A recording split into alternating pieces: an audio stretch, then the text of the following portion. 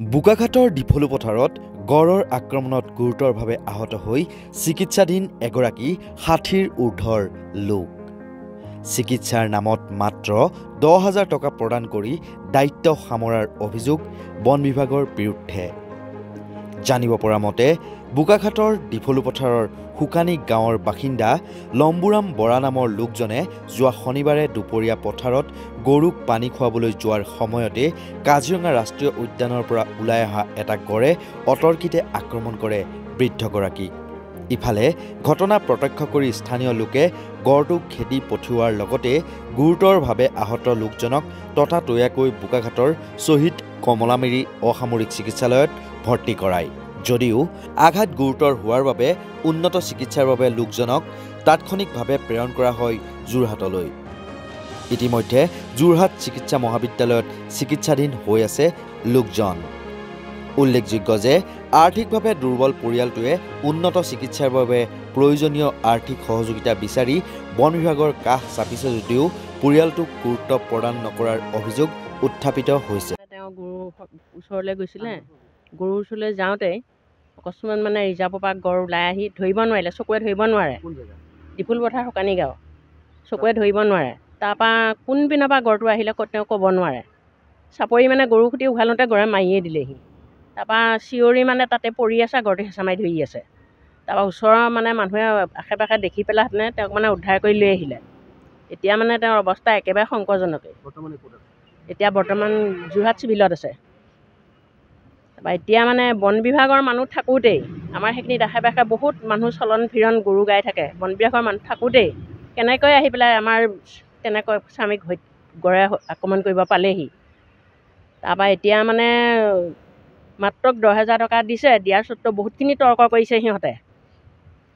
বন বিভাগে বহুতখিনি তৰ্ক কৰিহে ১০,০০০ টকা দিছে। এতিয়া মানুহ অপাৰেশ্যনলৈ যাব লাগে। ঘৰখনৰ মোৰ একেবাৰে পৰিস্থিতি বেয়া। তেখেতে মোৰ হৰণ পোষণ দি আছিলে। ইমান ৭০মান বয়স হৈছে আৰু। এতিয়া বৰ্তমান উপায়হীন আমি বন বিভাগে গোটেই হৰণ পোষণ ল'ব লাগে আৰু ঘৰখনৰ হৰণ পোষণ ল'ব লাগিব। তেখেতৰ গোটেই শৰীৰটো আগৰ নিচিনা কৰি সুস্থ কৰি উঠাব লাগে। এতিয়া আপোনালোক বন বিভাগৰ কাষলৈ আহিছিলে, কি ক'লে তেওঁলোকে? এতিয়া বন বিভাগৰ মানুহ আমি লগেই পোৱা নাই। যিকেইজনক পাব লাগে আমি লগেই পোৱা নাই। এতিয়া অপাৰেশ্যন টেষ্ট দিব লাগে, ৫০,০০০ টকা দাবী কৰিছে চিভিলে। ক'ত পাম মই? বন বিভাগৰ ওচৰত মই সেইটো আবেদন পত্ৰ জনাব আহিছিলোঁ। সম্পূৰ্ণ যাতে হৰণ পোষণ লয়, মোৰ স্বামী যেন আগৰ নিচিনা হৈ উঠে, ভালে কুশলে যাতে ঘৰলৈ ঘূৰি আহে। আমি কৈ আছোঁ যে আমাক এখন পলিচি লাগে য'ত আমাক ভিক্ষাৰী সজোৱা নহয়।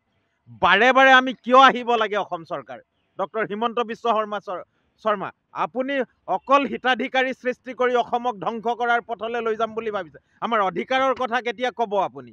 আমি কৈছোঁ যে এটা পলিচি লাগে যাতে আমি ইয়াত কান্দা কাটা কৰি আমাৰ মানুহে আহি আমাক ভিক্ষা খুজিব। আমি ভিক্ষাৰী নেকি অসমীয়া মানুহ?